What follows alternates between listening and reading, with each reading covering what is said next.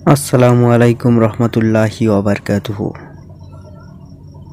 আজকে আমি আপনাদেরকে শোনাবো সত্য মানুষকে মুক্তি দেয়, একটি শিশু কিশোর ও কিশোরীদের জন্য ইসলামিক শিক্ষণীয় গল্প। গল্পের লেখক হজরত ওমর রাদিয়াল্লাহু তাআলা আনহু এর শাসনকালের একটি সত্য ঘটনা গল্প আকারে বর্ণনা করেছেন এবং শিক্ষণীয় দিকগুলি উপস্থাপন করেছেন। বলিষ্ঠ এক যুবক, আরবের মরু এলাকায় তার বাস। মদিনা থেকে বহু দূরে অবস্থান করে সে। বিশেষ প্রয়োজনেই কেবল মদিনায় যায়, কয়েকদিন থাকে আবার ফিরে আসে। তখন চলছিল সিংহপুরুষ হজরত ওমর রাদিয়াল্লাহু তাআলা আনহুর শাসনকাল। একদিন যুবকের মদিনায় যাওয়ার প্রয়োজন দেখা দিল। বিশেষ প্রয়োজন, যেতেই হবে, না যেয়ে উপায় নেই। দিনক্ষণ ঠিক করে মদিনার উদ্দেশ্যে রওনা দিল যুবক। যেতে হবে তাকে মরুভূমি পাড়ি দিয়ে অনেক দূরে, সুদূর মদিনায়। সফর সঙ্গী হিসাবে একটি উট ছাড়া আর অন্য কেউ নেই। হাতে সময় ছিল খুবই কম, সেজন্য জরুরি বিশ্রাম ব্যতীত বাকি সময়টুকুতে বিরামহীনভাবে চলছিল সে। চলার পথে ক্লান্ত দেহটাকে খানিক চাঙ্গা করে নেওয়ার জন্য একসময় বিশ্রাম নিচ্ছিল যুবক। ভীষণ পিপাসা ও ক্ষুধা নিবারণের উদ্দেশ্যে সঙ্গে নিয়ে আসা সামান্য খাদ্য ও পানি বিশ্রামের শুরুতেই গলার নিচে পাঠিয়ে দিয়েছে সে। এবার উটটাকে খেজুর বাগানে ছেড়ে দিয়ে একটি গাছের ছায়ায় মনের সুখে ঘুমিয়ে পড়েছে। আরব দেশে প্রচুর খেজুর বাগান রয়েছে, ছোট বড় মাঝারি সব ধরনের বাগানই আছে সেখানে। যে বাগানটিতে যুবক বিশ্রাম নিচ্ছিল সেটি খুব বেশি একটা বড় ছিল না। একজন মালি বাগানটা দেখাশুনো করত, পানি দিত, আগাছা পরিষ্কার করত। ভালো ফলনের জন্য যা কিছু করা দরকার সবই করত সে। সেদিন মালি বাগানে কাজ করছিল, হঠাৎ তার নজরে পড়ল একটি উট এদিক সেদিক ঘুরে বেড়াচ্ছে। উটের পায়ে পিষ্ট হয়ে কিছু চারা গাছ ইতিমধ্যেই নষ্ট হয়ে গেছে। এ অবস্থা দেখে মালি রেগে যায়। সঙ্গে সঙ্গে উটটিকে তাড়ানোর উদ্দেশ্যে উহার প্রতি একটি পাথর নিক্ষেপ করে। উটটিকে মেরে ফেলার কোনো ইচ্ছা মালির ছিল না, কিন্তু দুর্ভাগ্যবশত তার নিক্ষেপিত পাথরটি উটটির বুক বরাবর প্রচণ্ড বেগে আঘাত হানে। এতে ছটপট করতে করতে তৎক্ষণাৎ উটটি মারা যায়। মালি ভয়ে কাঁপতে থাকে। এক অজানা আশঙ্কায় তার বুক দুরুদুরু করে, চেহারায় ফুটে ওঠে উৎকণ্ঠার ভাব। একটু দূরে হঠাৎ এক যুবককে দেখতে পেয়ে ভাবে উটের মালিক হয়তো সেই হবে। মালি দেরি করে না, সে ছুটে যায় বেদুইন যুবকের নিকট, খুলে বলে সব কিছু। তারপর বিনীত কণ্ঠে ক্ষমা প্রার্থনা করে যুবকের নিকট। যুবক উটটিকে সীমাহীন ভালোবাসত, সেটি ছিল তার সবচাইতে প্রিয় উট। তদুপরি এ মুহূর্তে দীর্ঘ পথ পাড়ি দেওয়ার জন্য একমাত্র অবলম্বন হচ্ছে এটি। তাই উটের মৃত্যুর কথা শুনে যুবক দিশেহারা হয়ে পড়ল, হারিয়ে ফেলল হিতাহিত জ্ঞান। ক্রোধে অগ্নিমূর্তি ধারণ করে মালির দাড়ি ধরে সজোরে ঝাঁকুনি দিয়ে বলল। এ সময় মালি ছিল বেশ অসুস্থ, তাই যুবকের ঝাঁকুনি সহ্য করতে না পেরে সেও একসময় মৃত্যুর কোলে ঢলে পড়ল। এবার যুবক কিংকর্তব্য বিমূঢ়। কি করল, কি করা তার উচিত, কিছুই বুঝতে পারল না। কিছুক্ষণ পর হুঁশ ফিরে এলো, সেও কেঁদে ফেলল। অস্ফুট স্বরে বলতে লাগলো, এ কি করলাম আমি? অন্যায়ভাবে আমি একজন মানুষকে হত্যা করলাম। এতক্ষণে মালির ছেলেরা বাগানে এসে উপস্থিত। তারা যুবকের মুখ থেকে সব কিছু শুনল। তারপর বিচারের জন্য তাকে নিয়ে গেল খলিফার দরবারে। খলিফা উভয় পক্ষের বক্তব্য শ্রবণ করলেন। যুবক তার বক্তব্য প্রদানে বিন্দুমাত্র মিথ্যার আশ্রয় নিল না। সে অকপটে ঘটনার সত্যতা স্বীকার করল।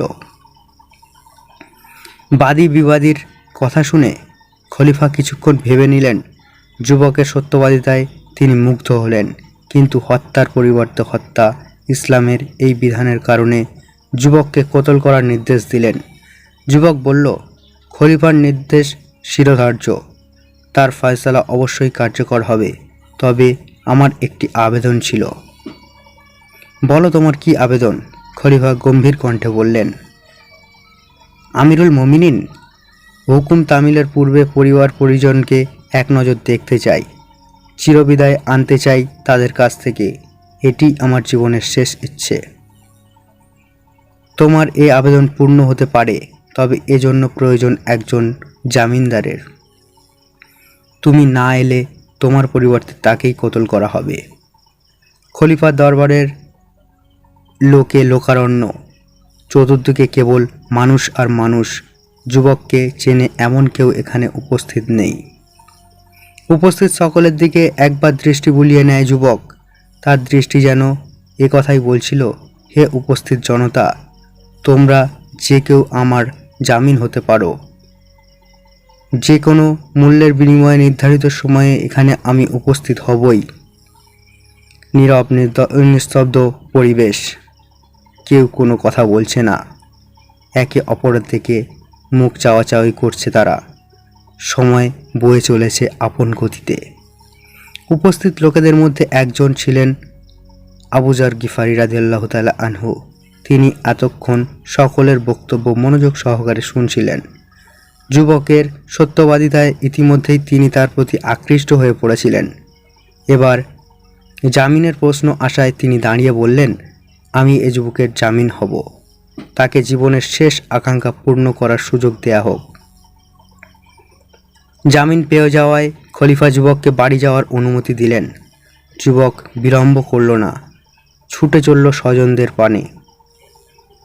কয়েকদিন পূর্বে এক সুন্দরী কন্যাকে বিয়ে করেছিল সে। পিতা মাতা আত্মীয় স্বজন, বিশেষ করে সদ্যবিবাহিত স্ত্রী কিভাবে তাকে চিরবিদায় জানাবে, কি হৃদয় বিদারক দৃশ্যের অবতারণা হবে চলার পথে, এই চিন্তাটি বারবার ঘুরপাক খাচ্ছিল তার মাথায়। যুবক কখনো মিথ্যা বলেনি, প্রতারণা করেনি। আজীবন সে গেয়েছে সত্যের জয়গান। সত্যকে প্রতিষ্ঠা করার জন্য সে গোটা জীবন সংগ্রাম করেছে। সততা, সত্যবাদিতা ও ওয়াদা পালনে সে ছিল সর্বদাই সচেষ্ট। পথ চলতে গিয়ে যুবক ভাবে, আজ যদি আমি সততার পরিচয় না দিয়ে ওয়াদা ভঙ্গ করে পুনরায় ফিরে না যাই, তবে আমি নিশ্চিত মৃত্যুর হাত থেকে বেঁচে যাব, রক্ষা পাব আক্রমণ থেকে। সুখে শান্তিতে আরও কিছুদিন বসবাস করতে পারবো একান্ত আপনজনদের সাথে। কিন্তু না, জীবনের চেয়ে ওয়াদার মূল্য, জীবনের চেয়ে সততার মূল্য অনেক অনেক গুণ বেশি। সুতরাং জীবনের মায়ায় প্রিয়জনদের কান্না ভেজা চেহারা পানে তাকিয়ে কখনো মিথ্যা ও প্রতারণার আশ্রয় নেওয়া যাবে না। ভঙ্গ করা যাবে না প্রতিশ্রুতি, গুড়িয়ে দেওয়া যাবে না সততার সুরম্য প্রাসাদ। যুবক বাড়ির দিকে যতই এগিয়ে চলেছে ততই মনকে শক্ত করে নিচ্ছে। এভাবে চলতে চলতে একসময় সে বাড়িতে গিয়ে উপস্থিত হয়। ভনিতা না করে ঘটনার সংক্ষিপ্ত বিবরণ দিয়ে সবার নিকট বলে ফেলে খলিফার ফয়সালার কথা। সেই সাথে সাথে এও বলে যে বিলম্ব করা যাবে না, আমাকে এখনই যেতে হবে। যুবকের কথায় পিতামাতা, আত্মীয় স্বজন সকলের চোখেই পানি দেখা যায়। বারবার হুঁশ হারায় নববিবাহিত যুবত স্ত্রীও। সে এক করুণ ও মর্মান্তিক দৃশ্য। খলিফার নিকট ফিরে যেতে অনেক যুবককে বাধা দিতে চায়, যুক্তির মারপ্যাচ বিভিন্ন উপায়ে বোঝাতে চেষ্টা করে, কিন্তু যুবক নাছোড় বান্দা। সে তার ওয়াদা পালনে এক পায়ে খাড়া। জীবন রক্ষার জন্য প্রতিশ্রুতি ভঙ্গ করতে কিছুতেই সে রাজি নয়। সুতরাং সবাইকে শেষবারের মতো বিদায় জানিয়ে দ্রুত ঘোড়া হাঁকিয়ে খলিফার নিকট উপস্থিত হলো সে। খলিফা বললেন, হে যুবক, তোমার প্রতিশ্রুতি পূরণ, তোমার কর্তব্য নিষ্ঠা ও সততায় আমি যার পর নাই খুশি হয়েছি, কিন্তু নিজের পক্ষ থেকে তোমাকে সহযোগিতা করার কোনো উপায় আমার নেই। এ কথা বলে মালির ছেলেদের দিকে তাকালেন তিনি, অতঃপর জানতে চাইলেন তাদের মতামত। এ মুহূর্তে মালির ছেলেরা যেমন যুবকের মৃত্যুদণ্ড কার্যকর করার অভিপ্রায় ব্যক্ত করে পিতৃহত্যার প্রতিশোধ নিতে পারে, ঠিক তেমনই ক্ষমার ঘোষণা দিয়ে তাকে রক্ষা করতে পারে। মজলিসে পিনপতন নীরবতা। সবাই একদৃষ্টে তাকিয়ে আছে ছেলেদের মুখের দিকে। তারা কি বলে সে কথা শোনার জন্য সকলেই এখন উন্মুখ হয়ে আছে।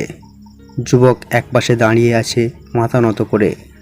যুবকের সততায় কেবল খলিফা ও উপস্থিত জনতাই নয়, মালির ছেলেরাও অত্যাধিক মুগ্ধ হয়েছিল। তাই খলিফার প্রশ্নের জবাবে এক বাক্যে তারা বলে উঠল, আমরা যুবককে ক্ষমা করে দিলাম।